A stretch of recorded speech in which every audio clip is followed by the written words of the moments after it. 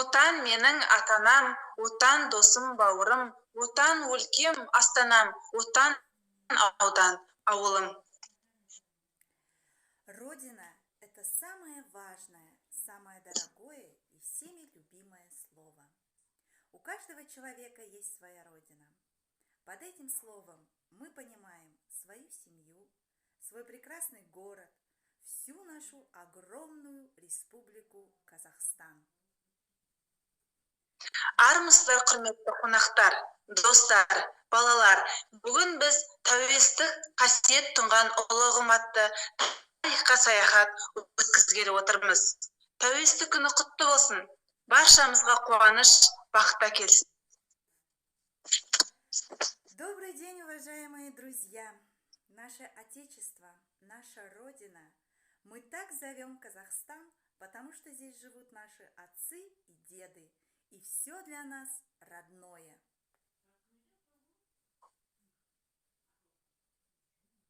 Шайқалмасын ешкімнің шаңырағы, бақыт көрсін отанның саныланы, енді ағайын көгінде қалықтасын қазағымның қастерлі әнұраны.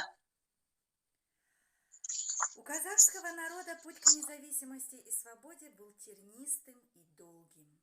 На протяжении многих веков казахскому народу приходилось бороться за независимость и суверенитет.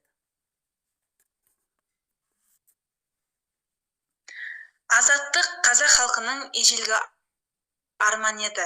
Ат үстінде өткен кезеңдер көп болды. Азаттық үшін күресте айрықша қылыш сермеді. Талай қиыншылықтар бастан кешірді. Бірақ ешқашан мойымады, күресе білді. Азаттық таңы туатына кәміл сенді. Сіздердің назарларыңызға тәуелсіздік жолындағы күрес атты бейнеролик ұсынамыз. 16 желтоқсан Қазақстан Республикасының тәуелсіздік күні.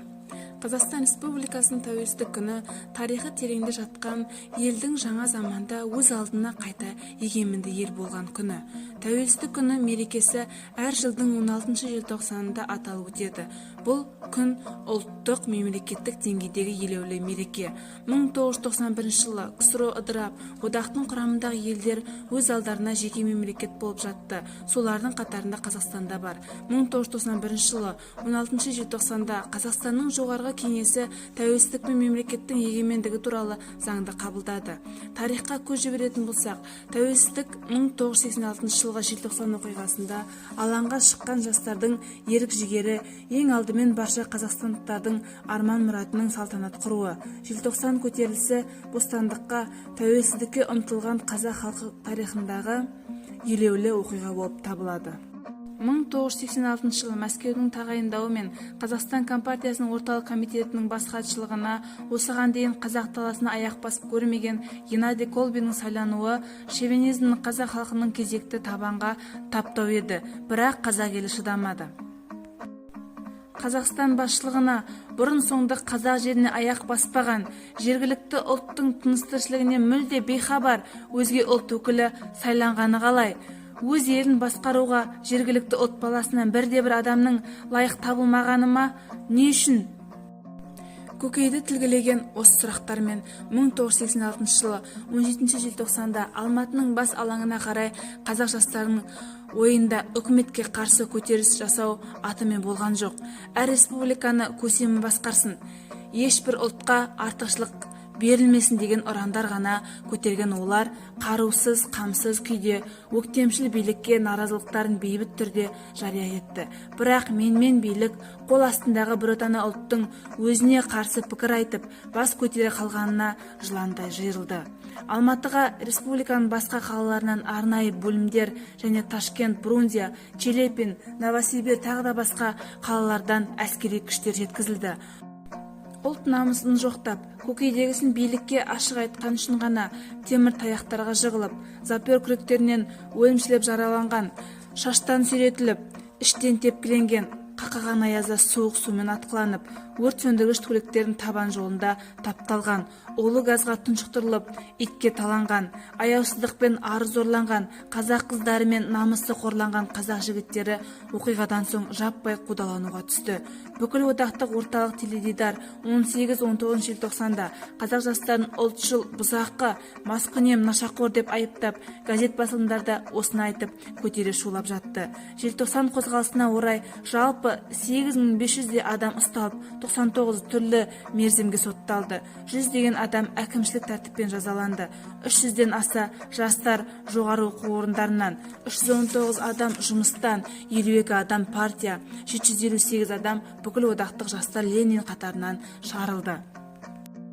Біздің қазақ халқымыз көптеген қиын-қыстау күндерді бастан өткізді. Мысалы, 1789 жылы Сырымда атылы бастаған ұлт-азаттық көтеріліс, 1836-37 жылы Исатай Махамбет көтерілісі, 1837-47 жылдары Кенесары бастаған қозғалыс, 1916 жылы ұлт-азаттық қозғалыс, 1917-37 жылдары Алаш кезеңіндегі күрестер. Қазақтың азаттық жолындағы арпалысы 1991 жылмен түйінделді. Сондықтан 1991 жылы біз үшін қастерлі кезең.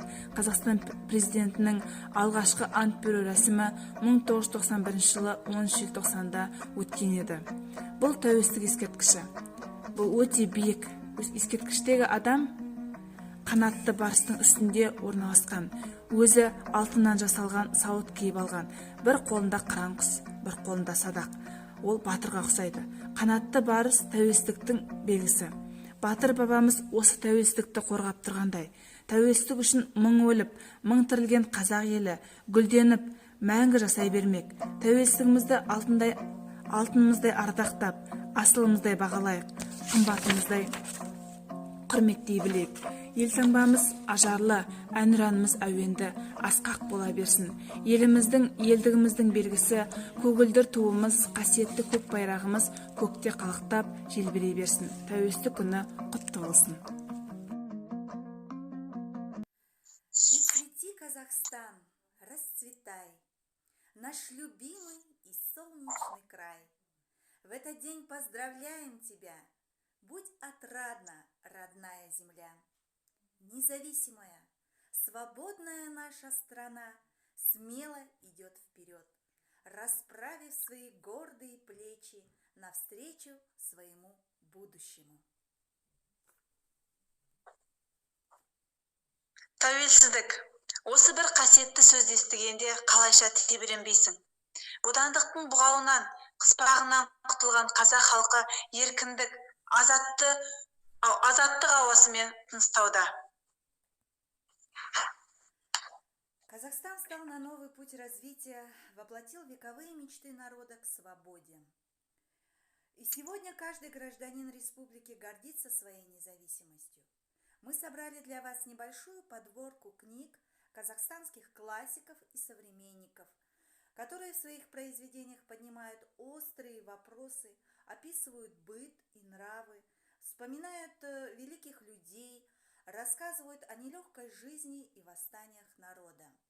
Список, чтобы понять, откуда мы пришли и куда идем.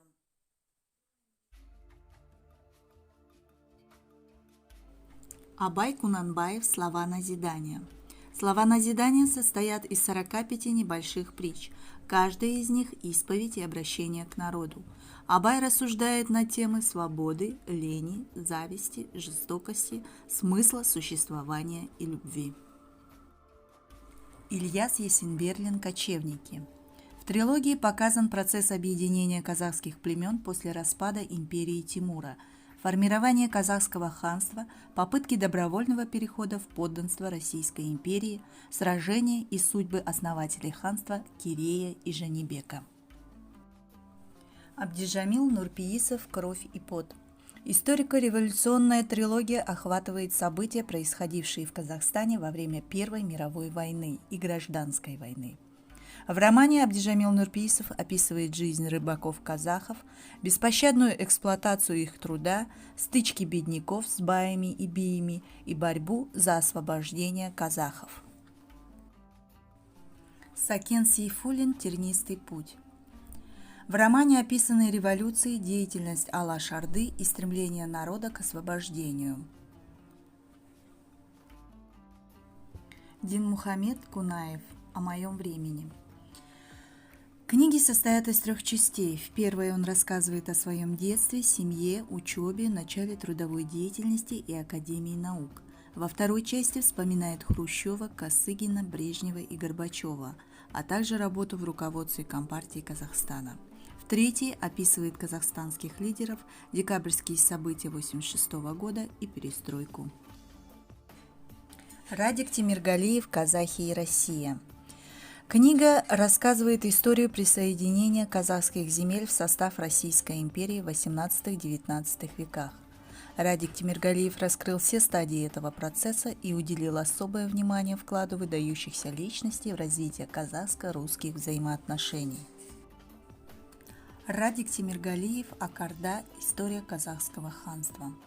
В основе книги история Акарды, одного из крупнейших государств в истории Дешт и Кипчака. Читать эту книгу стоит, чтобы понять предысторию казахского ханства и этноса.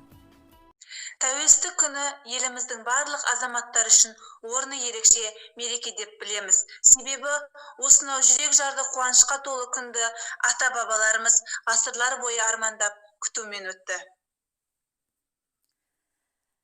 Благодаря своим лучшим качествам, умению сплотиться и быть единым в минуту опасности, стремлению жить в мире и согласии и добрососедстве с другими народами, он не исчез в потоке истории и через десятилетия смог восстановить свою государственность. Келесі кездескенше сау-саламатта болыңыздар. До новых встреч, дорогие друзья!